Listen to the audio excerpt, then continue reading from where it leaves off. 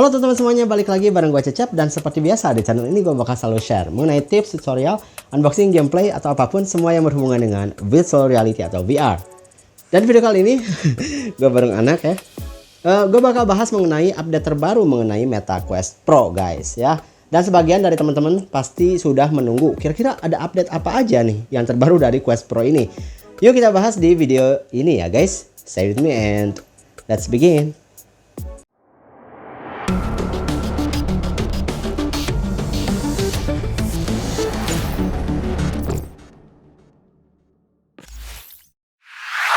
Beberapa hari yang lalu, tepatnya tanggal 11 Oktober 2022, Meta ngadain acara Meta Connect 2022 yang udah gue mention sebelumnya di channel ini.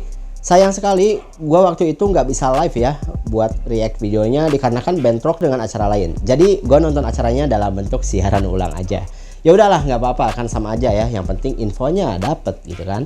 Dan akhirnya secara resmi Mark mengumumkan tanggal rilis dan juga harga dari perangkat Meta Quest Pro, yaitu salah satu perangkat VR terbaru dari Meta ya.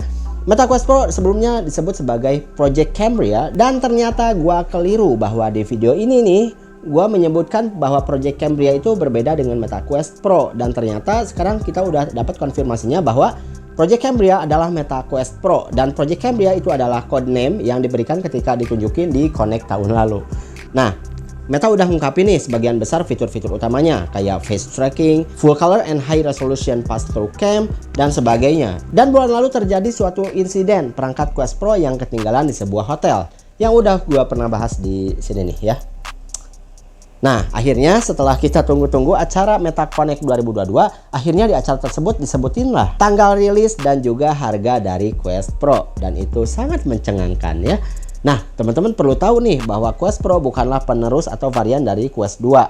Quest Pro adalah produk pertama dari Meta untuk segmen produk high-end yang ditargetkan buat para profesional, pengguna awal, developers, dan juga bisnis ya. Jadi di situ nggak dimention sama sekali tentang game ya. Walaupun ya sah-sah aja sih kalau VR headsetnya difungsikan untuk gaming, toh sama aja kan. Nah, Meta memasarkan Quest Pro ini sebagai headset untuk VR dan MR alias mixed reality, dan lebih ke bisnis katanya daripada game. Nah, buat teman-teman yang belum tahu kayak gimana sih mixed reality, jadi mixed reality itu bisa menampilkan tampilan gambar sekitar kita alias dunia nyata yang direkonstruksi pakai kamera depan dengan objek virtual yang ditumpangin, dan kita lihatnya tuh tampilannya itu di dalam VR headsetnya gitu ya. Quest Pro ini punya bentuk yang jauh lebih tipis daripada Quest 2 ya, dan lensa yang dipakai juga lensa pancake atau pancake lens, jadi lensa yang ditumpuk itu. Gue udah jelasin mengenai pancake lens ini di video ini guys ya. Meta bilang kalau ternyata Quest Pro itu punya kejernihan visual yang lebih baik, dan itu pastinya karena harganya juga mahal ya, dan punya FOV atau bidang pandang 10% lebih luas daripada Quest 2. Nah, jadi buat teman-teman yang suka protes kok di VR itu suka ada item-itemnya di samping ya, nah pakai Quest Pro itu pembatas item-itemnya itu bakal lebih kecil guys, karena FOV-nya tuh lebih besar gitu ya. Nah, sekarang untuk IPD-nya ya, Quest 2 itu cuma ada 3 setelan jarak buat IPD, sedangkan kalau Quest Pro itu bisa semua jarak pupil ya, atau IPD dari 55 sampai 75 mm. Buat teman-teman yang belum tahu apa itu IPD, bisa langsung tonton video ini nih ya. Selanjutnya udah dikonfirmasi bahwa baterai ada di bagian belakang, di bagian talinya ya, yang nantinya bakal jadi penyeimbang biar headsetnya tuh nggak terlalu berat ke depan ya. Kita tahu lah selama ini permasalahan dari VR headsetnya itu adalah beratnya device di bagian depan. Nah, kalau Quest Pro itu nantinya bakal dibuat balance antara depan dan belakang. Udah mah tipis, seimbang juga. Jadi ini benar-benar bakal bikin nyaman banget si pengguna. Tapi sebenarnya kalau dilihat dari berat keseluruhan antara depan dan belakang, Quest Pro itu bisa jadi lebih berat daripada Quest 2 ya. Tapi visornya sendiri terasa lebih ringan gitu kan. Intinya lebih nyaman lah ya, lebih nyaman. Untuk ketahanan baterainya sendiri, Meta bilang bisa antara 1 sampai 2 jam tergantung dari konten yang dimainin juga sih ya. Berarti masih standar lah ya, karena gue juga kalau main pakai Quest 2 itu maksimal paling 2 jam lah. Itu juga udah lowbat gitu kan. Quest Pro punya 2 panel LCD ya, layar LCD yang canggih ya. Resolusinya adalah 1800x1920 eye, pakai quantum dots dan local dimming mini LED backlights, yang mana katanya bisa ngehasilin gamut warna 30% lebih lebar dan kontras 75% lebih banyak daripada Quest 2. Tapi sebenarnya ini masih lebih rendah sih daripada Pico 4 ya, dimana Pico 4 ini punya resolusi 2160x2160 per eye. Tapi ya kita mah nggak bakal dulu bahas Pico ya, Kita bahas Quest Pro aja dulu. Nah, Quest Pro adalah headset pertama yang menggunakan chip Snapdragon XR2 Plus ya. Katanya memiliki kekuatan 50% lebih banyak daripada Quest 2 dengan disipasi thermal yang lebih baik, menghasilkan performance yang jauh lebih baik.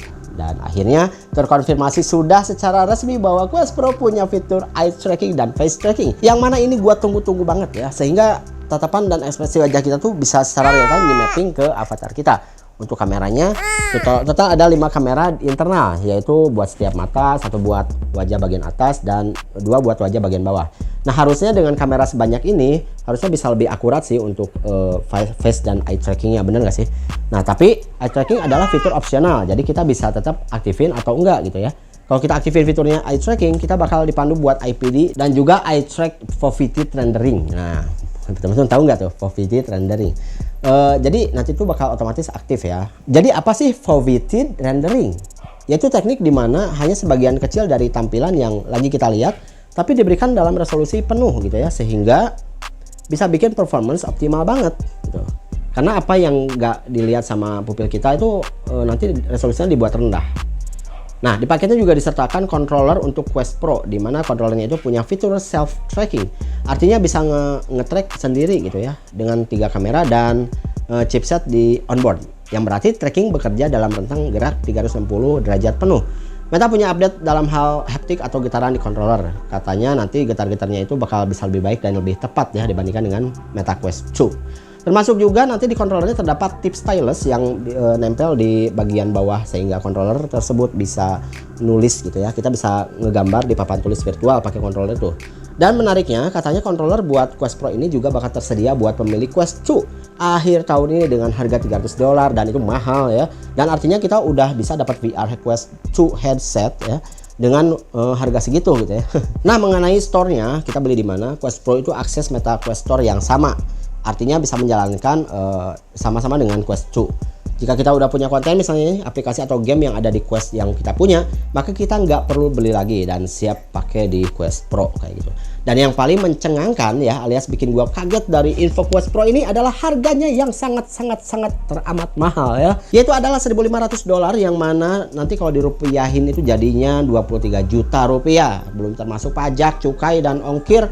Dimana kalau kita kirim ke Indonesia harganya bisa sampai 35 juta atau sampai 40 jutaan guys. Oh my god. Di paketnya sendiri dengan harga segitu udah termasuk VR headsetnya, ada side light blockers ya yang di samping, ada controller, stylus tips, charger, kabel charger buat controllernya, dan juga charger dock itu udah include. Headset dan controller bisa di-charge dipakai charger dock secara magnetik ya. Tapi bisa juga kita charge pakai USB-C. Nah, Quest Pro udah bisa pre-order di 22 negara dan juga bakal dikirimkan mulai tanggal 25 Oktober 2022. Jadi gimana nih? Apakah kalian berminat? Coba komen di bawah ya guys. Berhubung ini anak mau nangis, jadi itu aja untuk video kali ini ya. Itu aja untuk info yang gue bisa share kali ini. Mudah-mudahan bermanfaat ya. Jangan lupa untuk like video ini dan juga share ke teman-teman yang lainnya. Dan buat teman-teman yang belum subscribe channel ini, yuk di subscribe dulu dan klik tombol loncengnya biar teman-teman selalu dapat notifikasi setiap gue upload video yang baru. Oke teman-teman semuanya, sampai jumpa di video selanjutnya. Bye bye. Yuk udah. Dah.